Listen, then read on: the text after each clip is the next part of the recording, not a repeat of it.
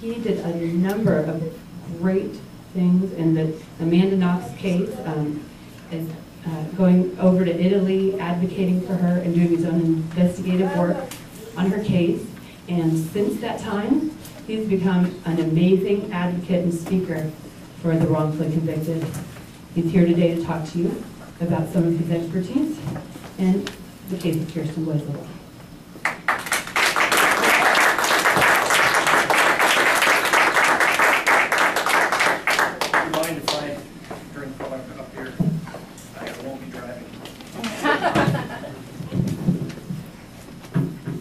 This is an uncomfortable place for me to be for several reasons. First of all, I'm a conservative Republican. This is not the home of conservative Republicans, this building. I'm a member of the NRA. And you don't have to hate me, but I'm just telling you. I was an FBI agent for 25 years. My father before me was an FBI agent. I never lost a conviction. For me to be going to bat for somebody who is in prison, I have to believe that because none of my friends really like that I'm doing that. So it has to be worth my time. I want to tell you, I tell you my political affiliation, not because I want to start a political argument or I mean, I respect all of you who disagree with me, but I'm telling you this to tell you the depth of my belief on this case. I do not get involved in cases where I think a person might be innocent. There are lots of private investigators who can do that and they get a lot of money for that. I get involved only when I think there is no doubt, when I know there is no doubt in my mind that they are innocent. And that's why I'm involved in Kirstin's case. That's why I'm in this very unusual place for me. Here's the case. First of all, let me tell you one of the things I did at the FBI is I ran the Al-Qaeda task force in Los Angeles. The Al-Qaeda task force has between 20 and 400, depending on the day, agents, police detectives, homicide detectives from LAPD, LA Sheriff's Department. So I've supervised LAPD detectives, homicide detectives. I know what that's like. I myself have been involved in the investigation of the murder of somewhere around 100 people. I don't like to count. One of the main jobs I did, excuse me, the Coke doesn't like this. One of the main jobs I did was mentoring agents, younger agents, newer agents, on their investigation. It is kind of like teaching somebody golf. You know, oh, you know what you're doing? You're holding your hand back here. You're not getting into the swing. With new agents, they come in and they make the same mistakes every time. And if they're not held to the fire, they're going to continue to make those mistakes. And one of the mistakes they make is jumping to a conclusion, falling in love with their conclusion, and doing everything they can to prove their conclusion.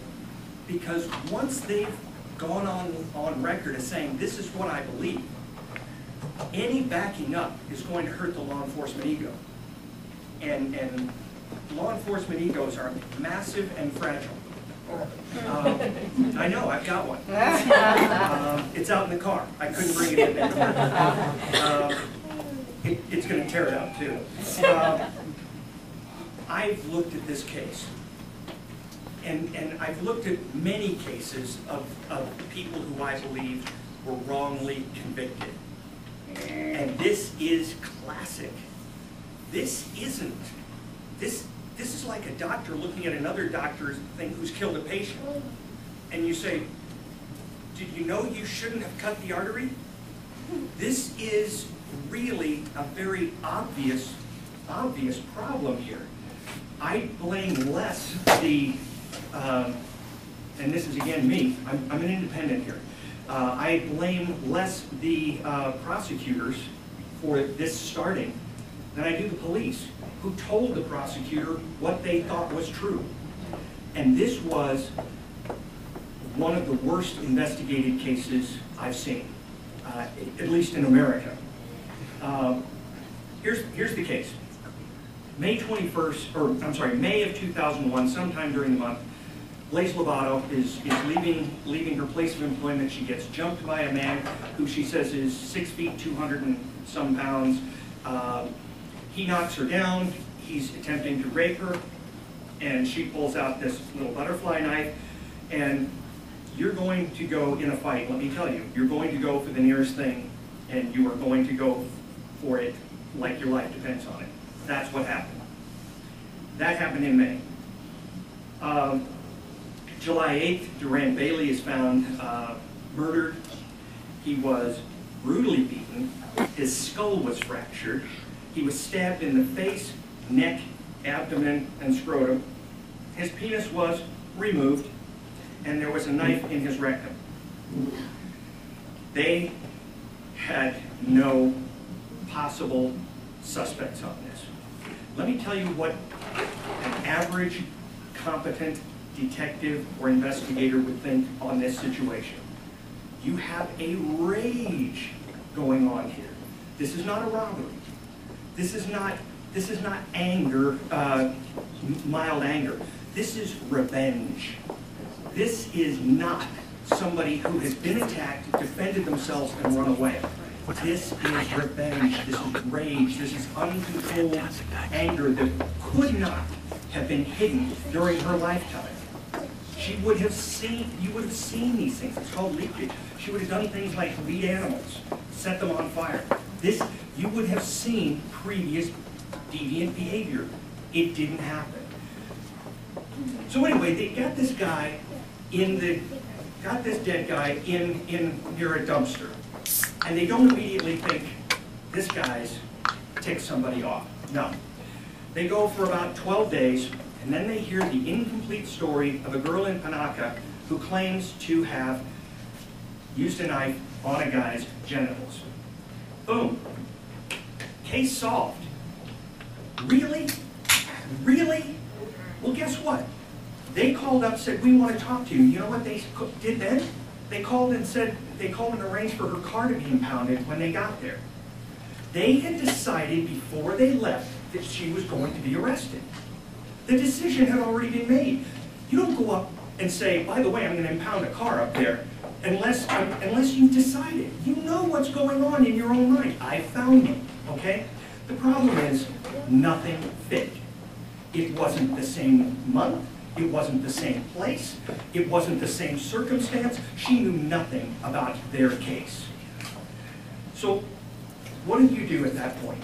As I would tell my agents, they would phone in and they'd say, this is what I got. I said, you got nothing. Come home, it was a dry hole. No, no, no, no, no, no. The ego has to be protected at all costs. We bring her in.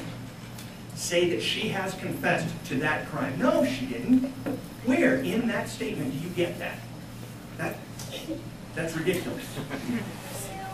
For them to believe that 5'6", 100-pound girl took on a 5'10", 140-pound man and was able to fracture his skull, stab him multiple times, beat him to the ground, all without getting blood on her, without getting scratched, without getting cut. Listen, I was on SWAT for 5 years. We trained on how to defend yourself on knives. You know how you do that? You run away. Because if somebody pulls a knife on you, everybody's getting cut. It's an equal opportunity crime. If I pull a knife on you, I'm going to get cut. That's just the way it goes, okay? No blood on her, no cuts, no healing wounds, nothing. This, I don't want to tell you how many times I have gotten into scuffles arresting individuals. I have never come away without a black eye, a cut, split lip, these teeth. Do you think I was born this crooked? The point in all this is, you don't have somebody 5'6" come in and beat the ass of some homeless guy and then kill him and stick a knife up his rectum. You don't. Not if you're a 5'6" girl. It doesn't pass the giggle test. Okay?